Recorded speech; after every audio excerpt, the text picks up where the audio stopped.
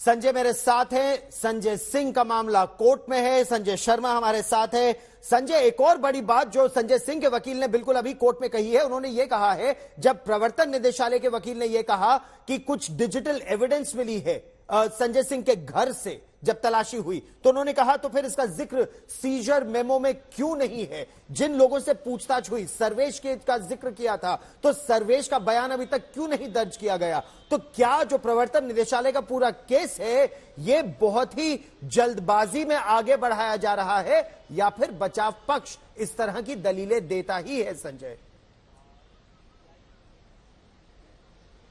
बचाव पक्ष इसी तरह की दलीलें देता है और उन्होंने कहा है कि ईडी सिर्फ ये कहकर नहीं बच सकती है कि उन्हें एक ही समय पर 239 जगह पर सर्चेज करने थे, लिहाजा उन्होंने पूरी डिटेल तैयार नहीं की है। डिटेल तैयार करने की प्रक्रिया चल रही है। उनका यह कहना है कि क्या क्या चीजें वहां से बरामद की गई, क्या क्या चीजें जब्त की गई, किस स्थिति में जब्त की गई, उसकी लिस्ट वो कोर्ट को क्यों नहीं दे रहे हैं और कोर्ट को उनके सामने रखना चाहिए था कि सर्च मेमो क्या है और उन्होंने सर्च मेमो में क्या क्या चीजें बरामद हुई हैं, उन तमाम चीजों का जिक्र करे। और साथ ही उन्होंने ये भी बोला है कि जो सीजर मेमो है वो उन्होंने नहीं दिया है और सिर्फ ये कहकर ईडी नहीं बच सकती है कि चूंकि एक साथ इतनी जगह छापेमारी चल रही थी, लिहाजा उनके पास इतना समय नहीं था चीजों को तरतीब से लगाने का।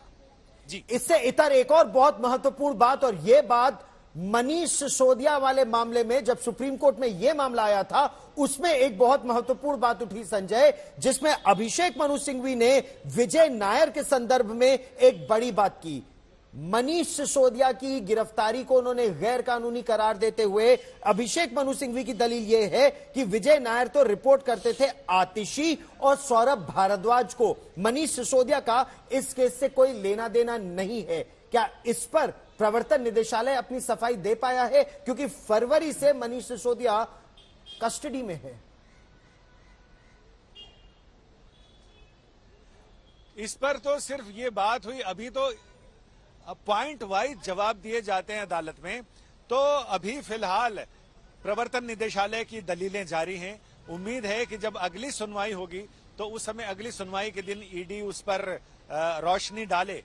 लेकिन ये कहकर इसे अब बहुत राजनीतिक नजरिए से भी देखा जा रहा है कि क्या मेन ऑब्जेक्ट से फोकस हटाने के लिए बहुत सोची समझी रणनीति के तहत अभिषेक मनु सिंघवी ने बयान फैब्रिकेट किया है, बयान दिया है, जिसमें उन्होंने ये कहा है कि विजय नायर का मनीष सिसोदिया के साथ ईडी संबंध और रिश्ता दिखा रही।